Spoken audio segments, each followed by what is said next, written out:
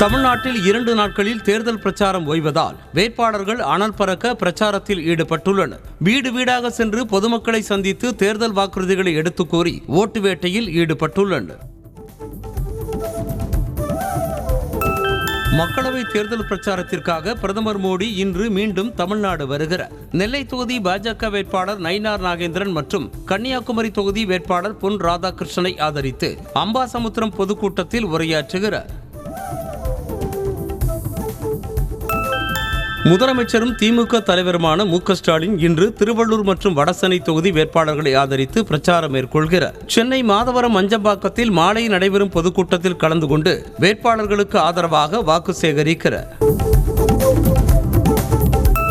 தமிழ்நாட்டின் வளர்ச்சிக்காக கடந்த 10 ஆண்டுகளில் 10.76 லட்சம் கோடியை மத்திய பாஜக அரசு அள்ளி கொடுத்ததாக கூறுவது அப்பட்டமான பொய்க்கணக்கு என முதலமைச்சர் மு.க. ஸ்டாலின் தெரிவித்துள்ளார். எத்தனை பொய்களைத்தான் நாடு தாங்கும் எனவும் காதுகள் பாவமில்லையா எனவும் தனது எக்ஸ் பக்கத்தில் கேள்வி எழுப்பியுள்ளார்.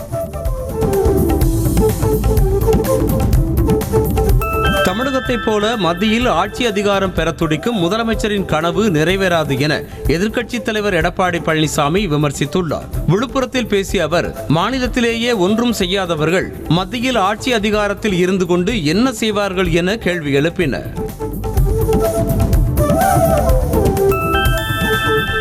எய்ம்ஸ் மருத்துவமனை வேண்டி ஒற்றை செங்கலை சுமக்கும் உதயநிதி பல லட்சம் செங்கற்களால் கட்டப்பட்ட கால்நடை பூங்காவை திறக்காதது ஏன் என எடப்பாடி பழனிசாமி கேள்வி எழுப்பியுள்ளார். கள்ளக்குறிச்சியில் பிரச்சாரம் மேற்கொண்ட அவர், எய்ம்ஸை திறக்கவில்லை என மத்திய அரசை குறை கூறும் திமுக இதற்கு பதில் சொல்லுமா என வினவினர்.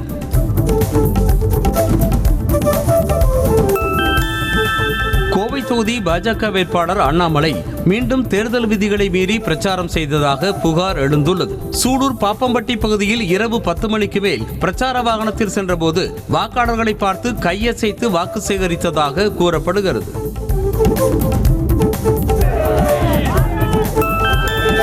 தேர்தல் விதிகளை மீறி பிரச்சாரம் செய்ததை தடுத்த போலீசாருடன் பாஜக வேட்பாளர் அண்ணாமலை வாக்குவாதத்தில் ஈடுபட்டதால் பரபரப்பு ஏற்பட்டது. திடீரென தொண்டர்களோடு சென்று சாலையில் அமர்ந்து போராடியதால் கோவை திருச்சி நெடுஞ்சாலையில் போக்குவரத்து பாதிக்கப்பட்டது.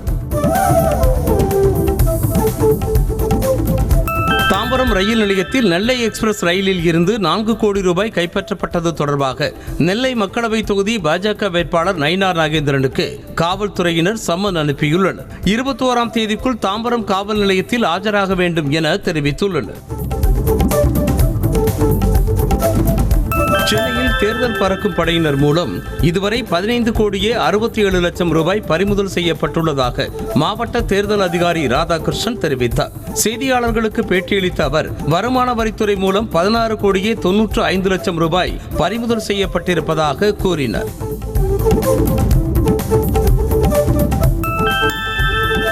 %100 வாக்குப்பதிவு குறித்து வாக்காளர்களுக்கு விழிப்புணர்வு ஏற்படுத்தும் விதமாக கடலூர் மாவட்டம் வெள்ளி கடற்கரையில் வானில் லைட் ஷோ நடத்தப்பட்டது. ஆட்சியர் டாக்டர் அருண் தம்புராஜ் தலைமையில் நடைபெற்ற நிகழ்ச்சியை திரளான சுற்றுலா பயணிகள் கண்டு ரசித்தனர். தென்சென்னை பாஜக வேட்பாளர் தமிழிசை சவுந்தரராஜன் நடத்திய ஜூம் மீட்டிங்கில் ஆபாச படம் வெளியானதால் அதில் கலந்து கொண்டவர்கள் அதிர்ச்சி அடைந்தனர். இதற்கு திமுகவினர் தான் காரணம் என தமிழிசை சவுந்தரராஜன் பகிரங்கமாக குற்றம் சாட்டியிருக்கிறார்.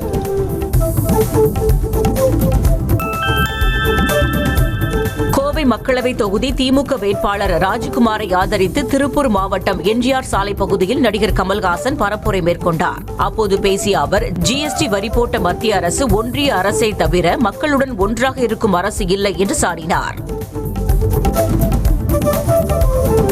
டாஸ்மாக் விற்பனையில் முதலிடத்திலும் கல்வியில் கடைசி இடத்திலும் விழுப்புரம் மாவட்டம் உள்ளதாக பாமக தலைவர் அன்புமணி ராமதாஸ் வேதனை தெரிவித்துள்ளார். விழுப்புரம் பாமக வேட்பாளர் முரளி சங்கரை ஆதரித்து பிரச்சாரம் மேற்கொண்ட அவர், திமுகவும் அதிமுகவும் தமிழ்நாட்டை நாசப்படுத்தி விட்டதாக குற்றம் சாட்டினார்.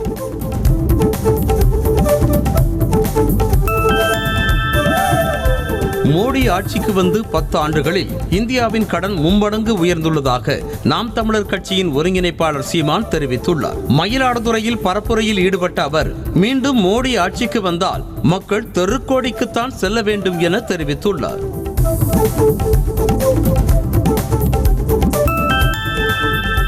ஆர்கே நகர் சட்டமன்ற இடைத்தேர்தலின் போது ஆட்சியில் இருந்த அதிமுக ஓட்டுக்கு 10,000 ரூபாய் கொடுத்ததாக அமமுக வேட்பாளர் டிடிவி தினகரன் பகீர் குற்றச்சாட்டை முன்வைத்துள்ளார். தேனி மக்களவை தொகுதிக்கு உட்பட்ட அலங்காநல்லூரில் டிடிவி தினகரன் குக்கர் சின்னத்திற்கு வாக்கு சேகரித்தார்.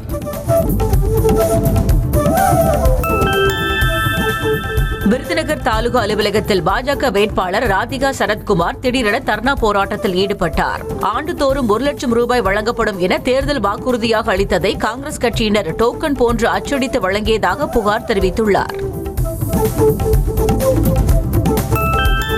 கடந்த 10 ஆண்டுகளில் பிரதமர் வழங்கிய வாக்குறுதிகளை நிறைவேற்றாமல் இருப்பதுதான் பாஜகவின் சாதனை என திமுக செய்தி தொடர்பு குழு தலைவர் TKS இளங்கோவன் விமர்சித்துள்ளார். தமிழ் மொழி பாதுகாக்கப்படும் என தேர்தல் அறிக்கை வெளியிட்டுள்ள பாஜக இதுவரை அதற்கான நடவடிக்கைகளை எடுக்கவில்லை என கூறினார்.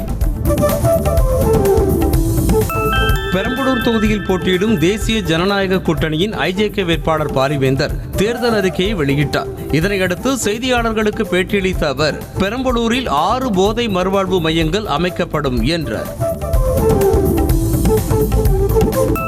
2014-2019 ஆண்டு கொடுத்த தேர்தல் வாக்குறுதிகளையே நிறைவேற்றாத பாஜக 2024 ஆண்டு தேர்தலுக்கான அறிக்கையை வெளியிட்டுள்ளதாக தமிழ்நாடு காங்கிரஸ் தலைவர் செல்வ பெருந்தகை விமர்சித்துள்ளார். அந்த அறிக்கையில் சமூக நீதி, மத நல்லிணக்கம் ஆகியவற்றுக்கு எதிராக பல்வேறு அம்சங்கள் உள்ளதாக தெரிவித்திருக்கிறார்.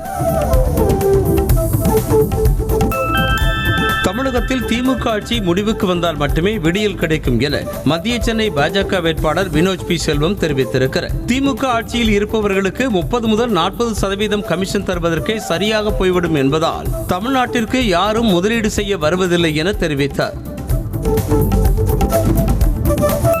கன்னியாகுமரி மக்களவை தொகுதி காங்கிரஸ் வேட்பாளர் விஜய் வசந்த் சின்னமுட்டம் பகுதியில் தீவிர வாக்கு சேகரிப்பில் ஈடுபட்டார். வாவதுரை, பள்ளம் உள்ளிட்ட பகுதிகளுக்கு திறந்த வாகனத்தில் சென்று மக்களிடையே ஆதரவு திரட்டினர்.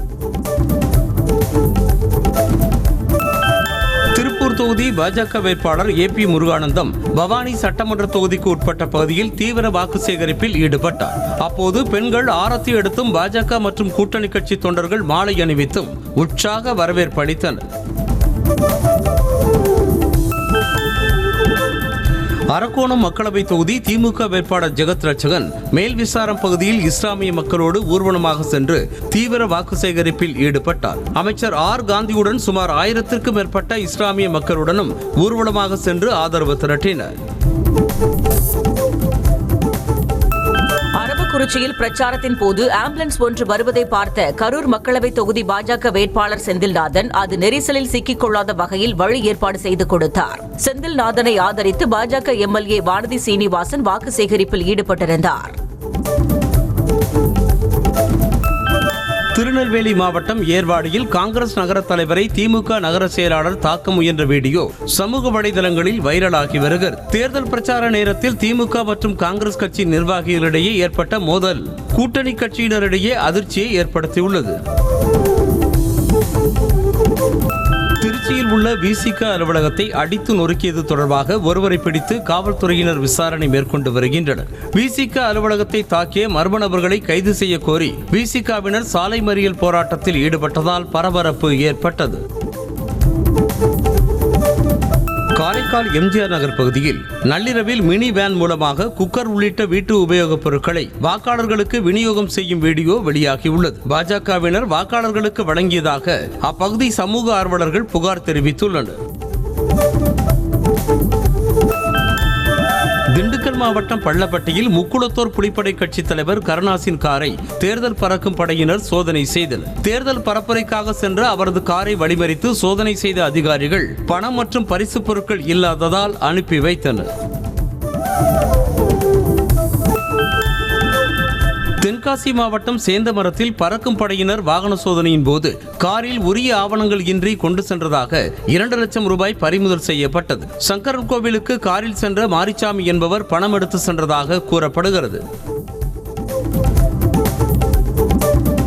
தூத்துக்குடி மாவட்டம் மேலத்தூர் பகுதியைச் சேர்ந்த 7ஆம் வகுப்பு படிக்கும் சிறுமி ரேவதி கனிமொழி எம்பியின் உதவியால் கண் சிகிச்சை பெற்று நலமடைந்த நிலையில் திருச்செந்தூரில் தேர்தல் வாக்கு சேகரிப்பில் ஈடுபட்டிருந்த அவரை சந்தித்து சிறுமி நன்றி தெரிவித்தார்.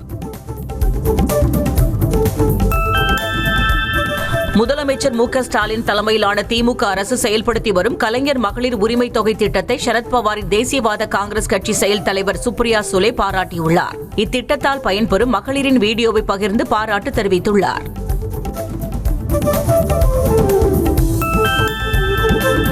கர்நாடக மாநிலம் மங்களூருவில் பிரதமர் மோடி பிரம்மாண்டமான ரோட் ஷோ நடத்தினார். சுமார் 2 கிலோமீட்டர் தூரத்திற்கு சாலையின் இருபுறங்களிலும் குவிந்த ஏராளமான பாஜக தொண்டர்கள் மோடியின் மீது பூக்களை தூவி அமோக வரவேற்பு கொடுத்தனர்.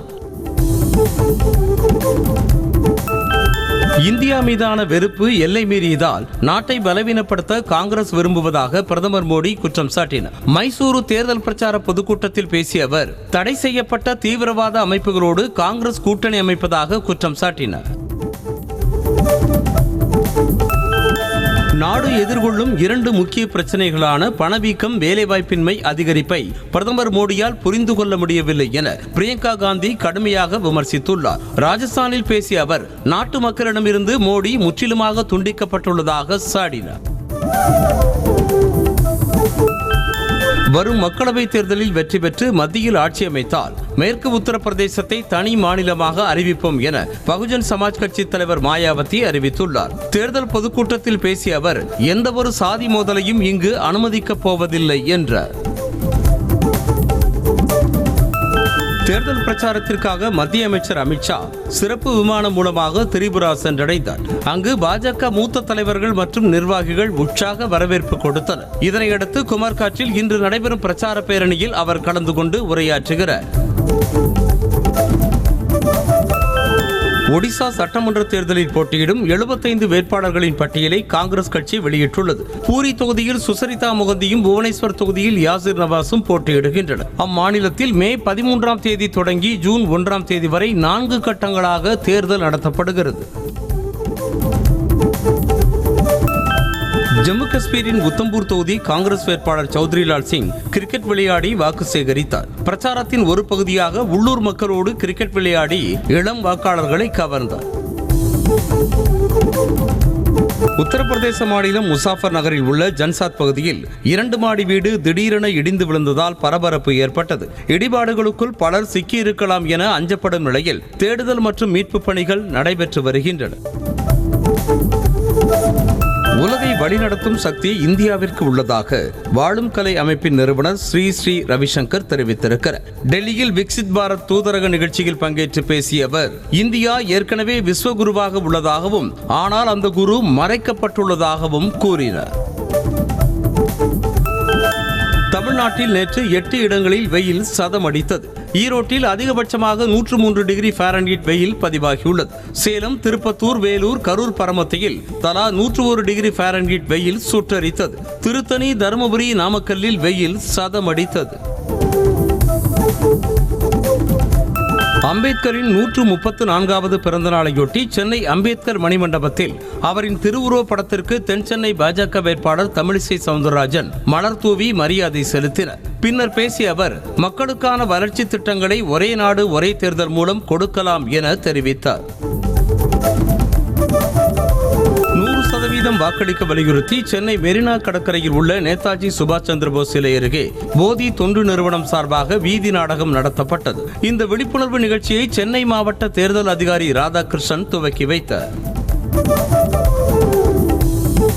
வாக்காளர்கள் ஓட்டுக்கு பணம் வாங்கக்கூடாது என்பதை வலியுறுத்தி கோவை பேரூர் பகுதியைச் சேர்ந்த 2 சிறுமிகள் பாடிய பாடல் சமூக வலைதளங்களில் அதிகமாக பகிரப்பட்டு வருகிறது. வீட்டுக்கு வீடு வாசப்படி என்ற திரைப்பட பாடல் ராகத்தில் பாடி விழிப்புணர்வு ஏற்படுத்தியுள்ளனர். கோவை தொகுதி அதிமுக வேட்பாளர் சிங்கை ராமச்சந்திரன் வள்ளி கும்மியாட்ட குழுவினரோடு இணைந்து நடனமாடி நூதன முறையில் வாக்கு சேகரிப்பில் ஈடுபட்டார். அவருடன் சட்டமன்ற உறுப்பினர்கள் KR ஜெயராமன், அருண்குமார் ஆகியோரும் நடனமாடி இரட்டை இலைக்கு வாக்கு சேகரித்தனர்.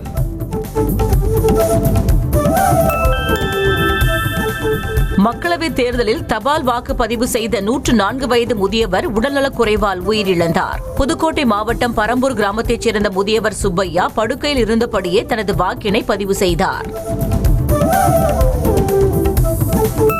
திருப்பத்தூர் மாவட்டம் கேத்தான்பட்டி அருகே சென்று கொண்டிருந்த சரக்கு ரயில் தடம் புரண்டதால் பெங்களூரு கோவை மார்க்கமாக செல்லக்கூடிய ரயில் போக்குவரத்து பாதிக்கப்பட்டது. ரயில்வே ஊழியர்கள் மற்றும் ரயில்வே காவல்துறையினர் சரி செய்யும் பணியில் ஈடுபட்டனர்.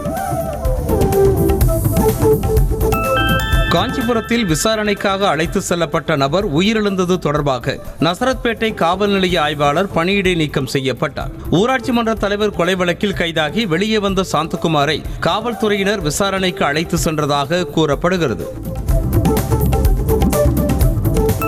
அம்பேத்கரின் 134வது பிறந்த நாளையொட்டி கடலூர் தலைமை தபால் நிலையம் அருகே உள்ள அம்பேத்கரின் திருவுருவ சிலைக்கு தமிழக வெற்றிக் கழகத்தின் பொதுச் செயலாளர் புஷி ஆனந்த் மாலை அணிவித்து மரியாதை செலுத்தினார். இதில் 300க்கும் மேற்பட்ட தொண்டர்கள் பேரணியாக வந்து கலந்து கொண்டனர். அம்பேத்கர் பிறந்த நாளையொட்டி சென்னை கோயம்பேடு பேருந்து நிலையம் எதிரே உள்ள அவருடைய சிலைக்கு மாலை அணிவித்து விசிகவினர் மரியாதை செலுத்தினர். பின்னர் வீர முழக்கமிட்டு உறுதிமொழி எடுத்துக் கொண்டனர். திருவண்ணாமலை மாவட்டம் வந்தவாசி அருகே அரசு பேருந்து தலைக்குப்புற கவிழ்ந்ததில் 15ற்கும் மேற்பட்டோர் காயமடைந்தனர். நடுக்குப்பம் கிராமம் கூட்டுசாலை அருகே சென்று கொண்டிருந்த அரசு பேருந்து ஓட்டுநரின் கட்டுப்பாட்டை இழந்து மின்கம்பத்தில் மோதி தலைக்குப்புற கவிழ்ந்தது. திருப்பூர் மாவட்டம் உடுமலை பகுதியில் தனியார் மதுபான கூடத்தை அகற்றக் கோரி சாலை மறியல் போராட்டத்தில் ஈடுபட்ட மக்களை காவல்துறையினர் வலுக்கட்டாயமாக கைது செய்தனர். மதுப்பிரியர்கள் மது அருந்திவிட்டு அப்பகுதி மக்களுக்கு இடையூறு ஏற்படுத்துவதாக புகார் தெரிவித்தனர். தூத்துக்குடி மாவட்டம் கோவில்பட்டியில் அம்பேத்கர் சிலைக்கு மாலை அணிவிக்க வந்த பாஜகவினருக்கு அம்பேத்கர், பெரியார், மார்க்சிய உணர்வாளர்கள் கூட்டமைப்பினர் எதிர்ப்பு தெரிவித்தனர். இரு தரப்பினரும் கோஷங்களை எழுப்பி வாக்குவாதத்தில் ஈடுபட்டதால் சிறிது நேரம் பரபரப்பு நிலவியது. கடலூர் மாவட்டம் வடலூர் வள்ளலார் சத்தியஞான சபையில் கட்டுமான பணிக்காக தோண்டப்பட்ட பள்ளத்தில் பழங்கால சுவர்கள் கண்டெடுக்கப்பட்டது. செம்பூரான் கற்களை கொண்டு கட்டப்பட்ட பழங்கால சுவர்கள் கண்டெடுக்கப்பட்ட நிலையில் தொல்லியல் துறையினர் ஆய்வு நடத்த கோரிக்கை எழுந்துள்ளது.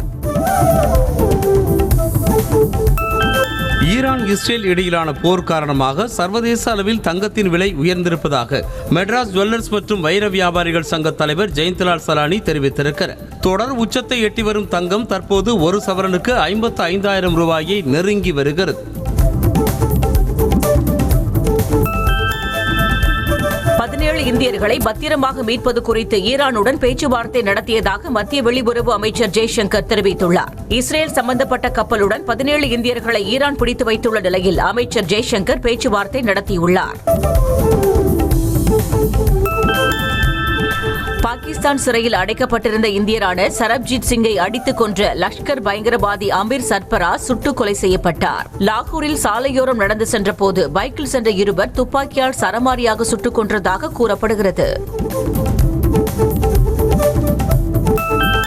ஐபிஎல் தொடரில் மும்பை இந்தியன்ஸ் அணிக்கு எதிரான ஆட்டத்தில் சென்னை சூப்பர் கிங்ஸ் அணி 20 ரன்கள் வித்தியாசத்தில் அபார வெற்றி பெற்றது. 207 ரன்கள் எடுத்தால் வெற்றி என்ற இலக்கோடு களமிறங்கிய மும்பை அணி 20 ஓவர்கள் முடிவில் 186 ரன்களை மட்டுமே எடுத்தது.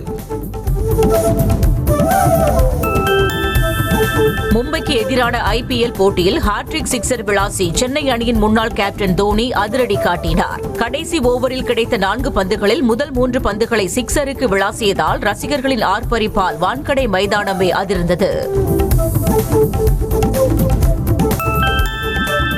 21 வருட T20 கிரிக்கெட் வரலாற்றில் 500 சிக்சர்களை அடித்த முதல் இந்திய பேட்ஸ்மேன் என்ற மாபெரும் சாதனையை மும்பை இந்தியன்ஸ் அணி வீரர் ரோஹித் சர்மா படைத்திருக்கிறார். உலக அளவில் 500 சிக்சர்களை அடித்த 5வது வீரர் என்ற சாதனையையும் அவர் படைத்திருக்கிறார். ஐபிஎல் கிரிக்கெட் வரலாற்றில் அதிவேகமாக 2000 ரன்களை கடந்த இந்திய வீரர் என்ற சாதனையை சென்னை சூப்பர் கிங்ஸ் அணியின் கேப்டன் ருத்துராஜ் கெய்க்வாட் படைத்திருக்கிறார். வெறும் 57 இன்னிங்ஸ்களில் மட்டுமே விளையாடி இந்த மைல்கல்லை எட்டியதன் மூலம் சச்சின் மற்றும் KL ராகுலின் சாதனையை முறியடித்திருக்கிறார். T20 கிரிக்கெட் வரலாற்றில் ஒரே அணிக்காக 250 போட்டிகளில் விளையாடிய 2வது வீரர் என்ற பெருமையை CSK முன்னாள் கேப்டன் MS தோனி பெற்றிருக்கிறார். மும்பை அணிக்கு எதிரான போட்டியில் CSK அணிக்காக விளையாடியதன் மூலம் அவர் இந்த பெருமையை பெற்றிருக்கிறார். மும்பை அணிக்கு எதிரான ஆட்டத்தின் போது தான் சிக்ஸருக்கு விளாசிய பந்தை குட்டி ரசிகைக்கு தோனி பரிசளித்த வீடியோ இணையத்தில் வைரலாகி வருகிறது. முதல் இன்னிங்ஸ் முடிந்து ஓய்வு அறை நோக்கி சென்றபோது கீழே கிடந்த அந்த பந்தை அருகில் இருந்த ரசிகையிடம் கொடுத்து சென்றார் தோனி. IPL தொடரில் இன்று நடைபெறும் 30வது லீக் ஆட்டத்தில் ராயல் சேலஞ்சர்ஸ் பெங்களூரு அணியை சன்ரைசர்ஸ் ஹைதராபாத் அணி எதிர்கொள்கிறது. தொடர் தோல்விகளை சந்தித்து வரும் பெங்களூரு அணி வெற்றி பாதைக்கு திரும்புமா என ரசிகர்கள் மிகுந்த எதிர்பார்ப்பில் உள்ளனர். ராகவா லாரன்ஸின் 25வது படத்திற்கு ஹண்டர் என பெயர் வைக்கப்பட்டுள்ளது. அயோக்கியா படத்தை இயக்கிய வெங்கட் மோகன் இயக்கும் இந்த படத்திற்கு தேவி ஸ்ரீ பிரசாத் இசையமைக்கிறார். இந்த படம் 2025ஆம் ஆண்டு கோடை விடுமுறைக்கு வெளியாக உள்ளதாக தெரிவிக்கப்பட்டுள்ளது. சார்லி லீட் ரோலில் நடித்துள்ள ஃபைண்டர் படத்தின் ரிலீஸ் தேதி குறித்த அறிவிப்பு வெளியாகியுள்ளது. வினோத் ராஜேந்திரன் இயக்கியிருக்கும் இந்த படத்தில் நிழல்கள் ரவி, சென்ட்ராயன் ஆகியோர் நடித்துள்ளனர். இப்படம் வரும் 20ஆம் தேதி திரையரங்குகளில் வெளியாகிறது. தமிழ் புத்தாண்டையொட்டி சசிகுமார் நடித்துள்ள ஃப்ரீடம் ஆகஸ்ட் 14 படத்தின் புதிய போஸ்டரை படக்குழு வெளியிட்டுள்ளது. கழுகு படத்தின் மூலமாக கவனம் பெற்ற சத்யசிவா இந்த படத்தை இயக்குகிறார். விஜய் கணபதி பிக்சர்ஸ் தயாரிக்கும் இந்த படத்திற்கு ஜிப்ரான் இசையமைக்கிறார். குக்வித் கோமாளி நிகழ்ச்சியின் மூலமாக பிரபலமான நடிகை பவித்ரா ஹெல்மெட் அணியாமல் புல்லட் பைக்கை ஓட்டியது பேசு பொருளான நிலையில் வீடியோ எடுப்பதற்காக மட்டுமே 10 நிமிடங்கள் ஹெல்மெட் அணியாமல் ஓட்டியதாக விளக்கம் அளித்திருக்கிறார். மற்றபடி விதிகளை மீறவில்லை என்றும் அவர் தெரிவித்திருக்கிறார்.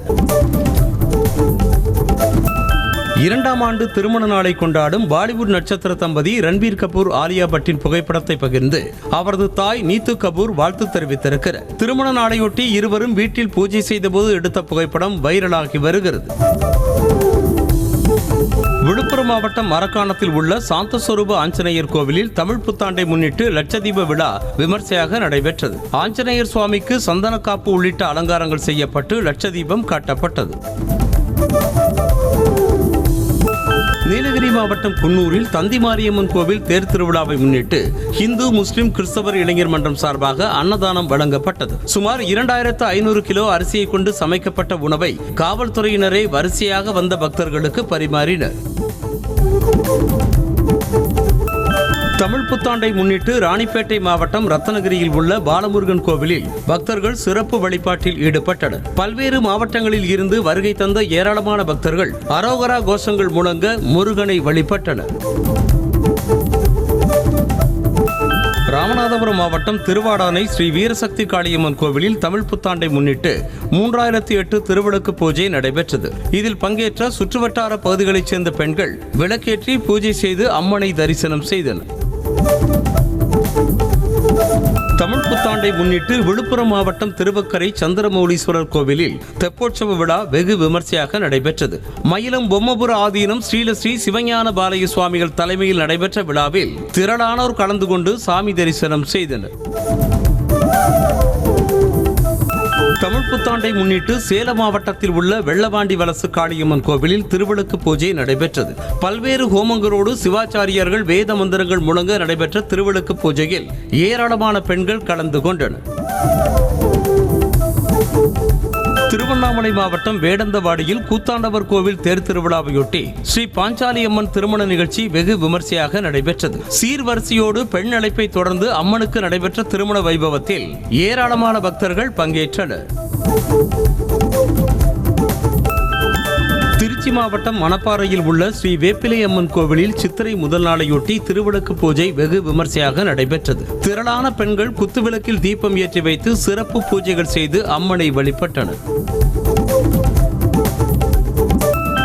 சிவகங்கை மாவட்டம் மானாமதுரையில் உள்ள ஆனந்தவல்லி சோமநாதர் கோவில் சித்திரை திருவிழா கொடியேற்றத்துடன் கோலாகலமாக தொடங்கியது. கொடிமரத்திற்கு சிறப்பு பூஜைகள் செய்யப்பட்டு நந்தி கொடியினை சிவாச்சாரியார்கள் ஏற்றினர். மயிலாடுதுறை மாவட்டம் திருக்கடையூரில் உள்ள ஸ்ரீ அமிர்தகடேஸ்வரர் கோவிலில் சித்திரை திருவிழாவையொட்டி கொடியேற்ற நிகழ்ச்சி வெகு விமர்சையாக நடைபெற்றது. கொடிமரத்திற்கு சிறப்பு பூஜை செய்து அதன் பிறகு பஞ்சமுக கொடி ஏற்றப்பட்டது. தேனி மாவட்டம் திருமணாபுரம் ஸ்ரீனிவாச பெருமாள் கோவிலில் திருப்பதியில் இருந்து கொண்டுவரப்பட்ட பட்டுப்புடைகள் மற்றும் பட்டுப்புடவைகளுக்கு சிறப்பு பூஜை செய்யப்பட்டது. பின்னர் அப்புடவைகள் ஊர்வலமாக எடுத்து செல்லப்பட்டு ராமலிங்க சௌடேஸ்வரி கோவிலில் உள்ள அம்மனுக்கு சாற்றப்பட்டது.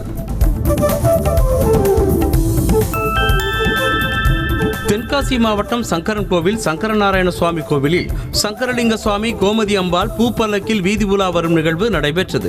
இதில் ஏராளமான பக்தர்கள் கலந்து கொண்டு சுவாமி தரிசனம் செய்தனர். திண்டுக்கல் மாவட்டம் கவரப்பட்டியில் உள்ள முத்தாலம்மன் கோவிலில் விவசாயம் செழிக்க வேண்டி பெண்கள் பொங்கல் வைத்து வழிபட்டனர். கோவில் முன்பாக சுமார் 100க்கும் மேற்பட்ட பெண்கள் பொங்கல் வைத்து குடும்பத்துடன் முத்தாலம்மனை தரிசனம் செய்தனர்.